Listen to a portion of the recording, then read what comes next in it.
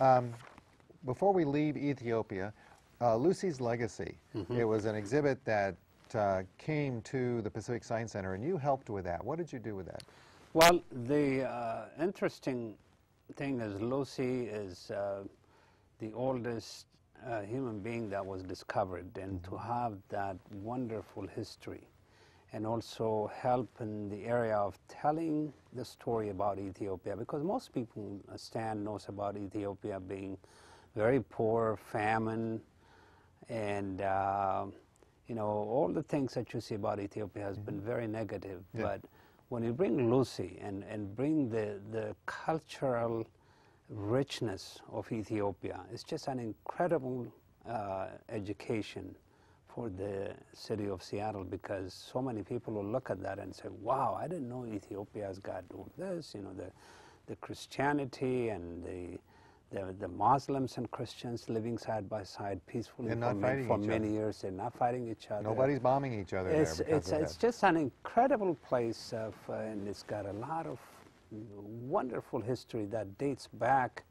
So with Lucy, the whole concept was to really tell the folks that really didn't have the chance to go and visit Ethiopia, because when you go and visit, it's amazing. People will say, wow, this is not what I think about Ethiopia. And so the Lucy exhibit have really opened up a lot of eyes. Well, let's go back to your work in polio. Yes. There's an article in the Seattle Times not very long ago. It says, Seattle insurance agent leads the fight against polio in Ethiopia. This was from November 4th. And I want to go to the quote. The quote says, he instructs those who travel with him to bring 2 suitcases, one filled with their clothes and the other filled with school and medical supplies and soccer balls, which are at a premium. Yes. So you take a bunch of people with you, huh? I do.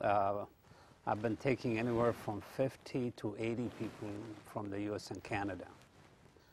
And every person, they pay their way. They go outside, they come to the city first, and then we fan out to the different part of the countryside. And when we go to the schools, it's an amazing acceptance by the children, by the villagers, to see these strangers coming to their village. On one hand, when we go to schools, you see schools where kids would be sitting on the dirt.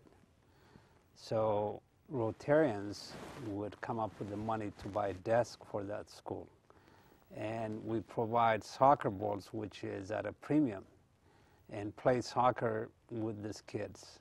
We provide pencils and books for these kids, even though it's a one-time small gift, but it's just the idea of really interacting. People who've never been to Africa, who've never seen a school in that form, it's just a great feeling, both for people who go there as well as people who are in Ethiopia. So it's... All right, 10 years from now, Yes. if you were to come back on the show, we'll be going strong 10 years from now, and you come on and we ask, how was your progress? What do you think you're going to be able to say? Well, unfortunately, I will probably say polio will be wiped out of Ethiopia. Fortunately, I shouldn't say unfortunately, but some of the other progress is going to take a long time. Ethiopia is building a lot of roads right now, a lot of infrastructure is being built. And with that, you know, the education part and making sure that other people will be advancing for their future, it would take more than 10 years, but it would be a very good positive progress. There is an article about you in a Rotary Club. It's actually the Rotary Club of the University District, and they're very, very proud. Great club. Ezra Teshome reports on polio elimination efforts. Yeah. I'm curious as to why a civic club that I thought sponsored basketball teams is working in Ethiopia on polio and water, clean water and sanitation. Why is that? Well, you know, Rotary is an international organization. We have over 1.3 million members throughout the world, and we're in 178 countries. So the power of Rotary is connection. You know, myself connecting with another Rotarians in Ethiopia or somewhere in South America or somewhere in Asia, and then understand the issues, the local problems, and try to solve it with a local friend that is a Rotarian. And also the power to be able to raise money, that I come up with the problem and the solution is right there. All Rotarians say, wow, we can do this. We can dig water well in this village. We can provide clinic. We can provide computers, books. And not only that you could provide it, but you take it with you. And you go in that village, commit and teach. And I think Rotarians do a magnificent job, not only in their own backyard right here, but all over the world. So it's... So are there a lot of Rotarians here who participate with you? Yes. Yes. Let's actually go to the next graphic because it's the Rotary International's website about ending polio now. And so you said that they were given orally, so that's the way it is? A kid just opens their mouth, 2 drops, and they're done? Yes. Wow. Yeah. Is there any resistance? Well, you said there was a resistance in Nigeria because they were concerned about some bad side effects. In Ethiopia, there hasn't been any resistance. As a matter of fact, there are 2 ways.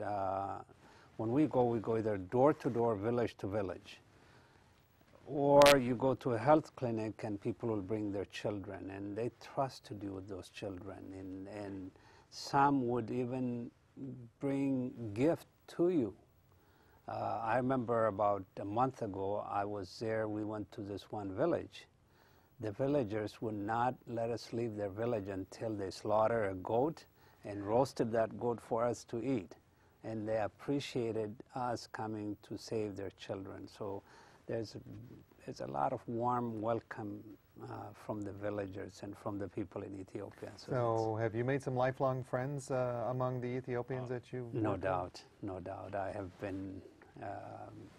I've been traveling in many areas, and I just feel that I'm glad God has given me this power, not only to come to this country, but also to really connect my friends back to Ethiopia, because not only I made friends, but they have made so many friends.